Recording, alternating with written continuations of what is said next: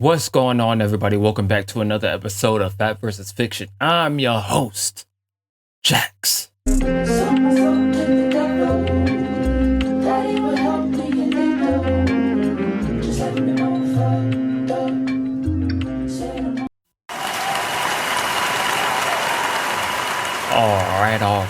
right. So, for today's video, I'm going over taco and shawarma. If you don't recall, I did a video of her, or, reacted to a video of MTR, reacted to her, or whatever. Went over some of her content, and she's the failed YouTuber, and she's going to give her 8-minute reason why as to she's quitting YouTube. So, with that being said, let's go ahead and jump straight into it. Okay, so yes, the title is true. I have quit podcasting to be on OnlyFans, okay? Why, you ask? Because podcasting, YouTube, I've been doing it for 2 years, and I haven't been making that much money. I've been putting a lot of money into production, as you can see. Like, my podcast has professional, whatever, celebrities, this, that. Put a lot of time, money, sweat, tears, whatever the fuck into this shit. My life, my personal life, everything, to get this shit going, because, Well, I guess I can say this. I don't really do, I do this, it's a little hobby, it can be a little frustrating, trying to come up with the right ideas or the right video to react to, and spending time sitting down, reacting, editing and creating thumbnails. I get it. It can be a little frustrating, and especially if you're doing it all by yourself and something messes up during the editing process, you don't know how you're going to fix it. So I get it. It can be a little frustrating. So I just wanted to say that. I went viral like very fast, and I was like pretty sure that I was going to make it as a big podcaster. I was like, oh, if these girls can make $20 million, whatever, like Alex Cooper, Bobby, all these people. All right. And right there, I think that's one of her key flaws is, I don't know what video she went viral off of. She says she's been doing it for 2 years, but she got 56K subs within 2 years. That's pretty good. All right. But also at the same time, she did it. She went viral pretty quickly. So you have, I think a lot of people say, you have that fast build up, and then you'll have a quicker burnout. So looking up to somebody like Bobby, where she had out the gate like that, the industry plant, vibes, and then she started to burn out. Same with the Hot Tour girl, blew up off of a short saying, so you gotta spit on that thing, and then made a whole podcast, and the podcast ain't really go nowhere. I felt like I was good enough to at least make enough to support me and my son. But unfortunately, I figured out that you really do need a team of people to get this shit going. Like, YouTube in itself is where you make your money, okay? And in order to be successful on YouTube, you need to edit your shit properly. You need to have good quality content, which costs money to produce. You have to post every fucking day, multiple times a day, okay? You have to, it's just like, it is, it's not a job for one person. And I can't tell you, the lighting changed. Sorry, using some natural light. But I can't tell you if that's necessarily right or wrong, only because I don't have a lot of subs. But I've heard, from other YouTubers that you are really playing the long game. You have to be consistent, and sometimes it comes with a little bit of luck. There is, they say there is that one video that pops up and that blows up, and then you're not going to say you're good, but you have to keep consistent with it, so that there's not just one formula to how you can make it, but it's a multitude of different things, and going in at the right time and knowing what to do and how to progress and be better. But I mean, I don't know. Those are just my thoughts, but I could be wrong. The only one I was hosting, casting, editing, posting by myself, and I'm a single mom, so it was too much for me. And then I've reached out to my connections that I know in Hollywood, and they basically made it very clear to me that people aren't getting podcast deals right now. They were only getting podcast deal during COVID, and there's just a very small group of people that are making big money. And that's something that I said in the video when she said she was reaching out to her people in the industry. She didn't provide anything of value. And she said it's a small percentage that are getting those deals.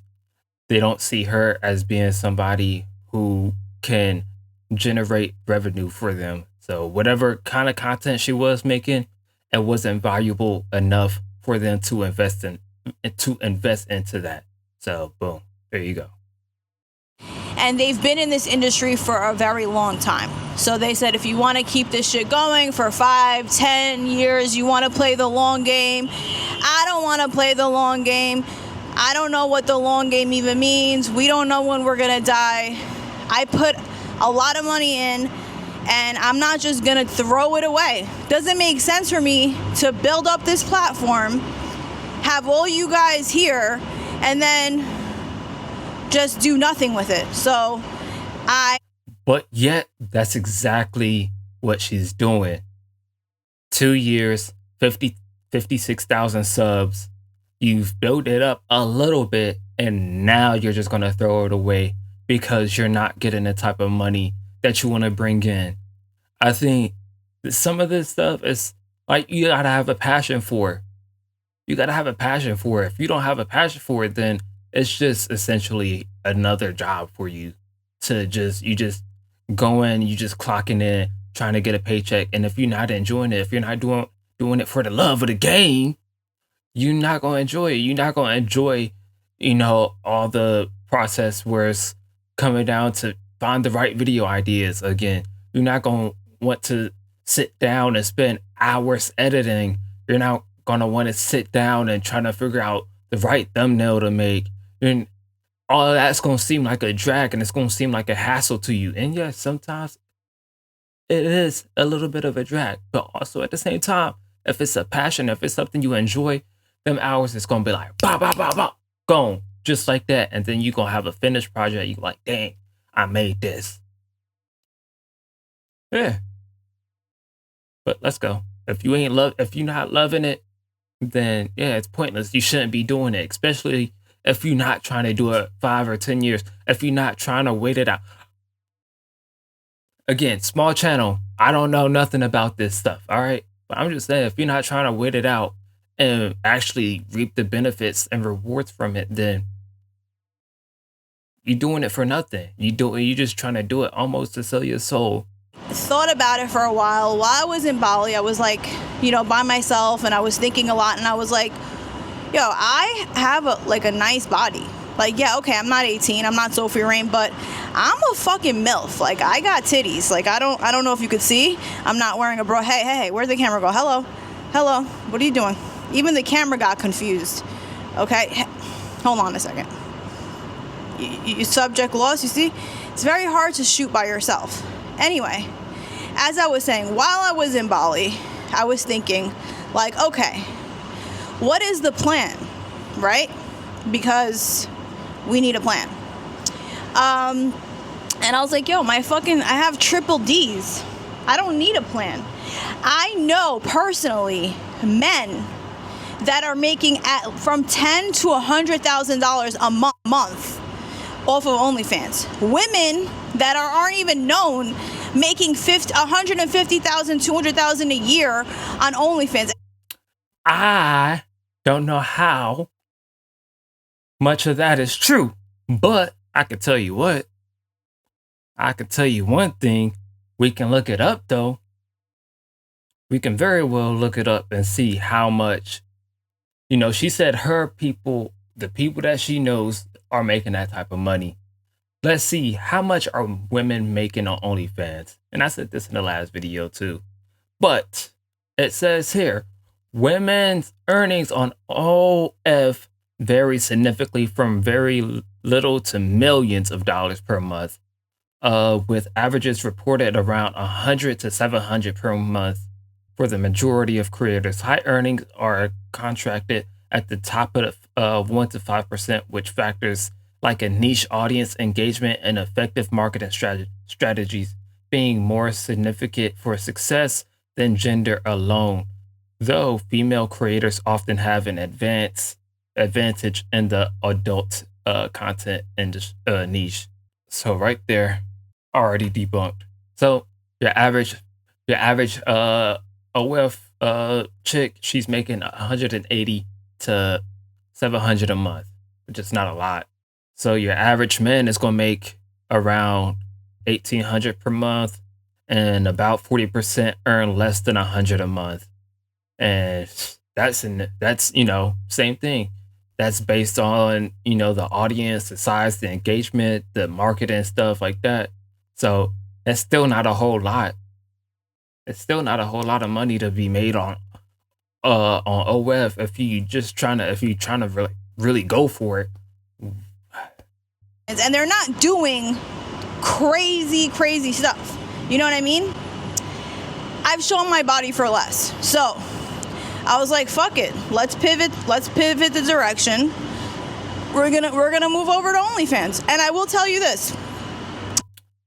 Madam, pivoting the direction doesn't mean change your content completely. That doesn't mean going from, podcasting straight to web. That's like the whole other extreme. You could pivot your content from, doing podcasting. You could have did like street interviews or something, food content, something like that. That's pivoting.